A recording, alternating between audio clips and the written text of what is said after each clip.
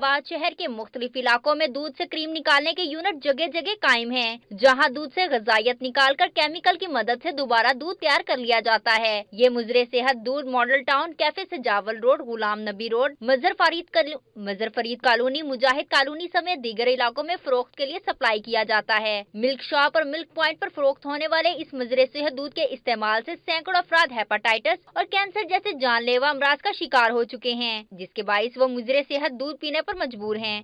बदकिस्मती से इसमें किसी किस्म की कोई ग़िज़ाइयत नहीं है। देखने में आ रहा है कि केमिकल शुदा दूध जो है नौजवान पीने के लिए मजबूर हैं।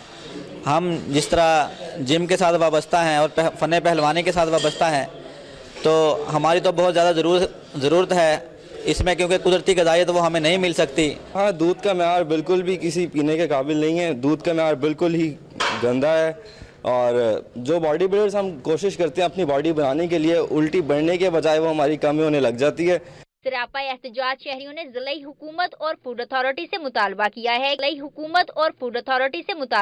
है कि शहर में मुजरे सेहत दूध बेचने वालों के खिलाफ फौरी कार्रवाई की जाए।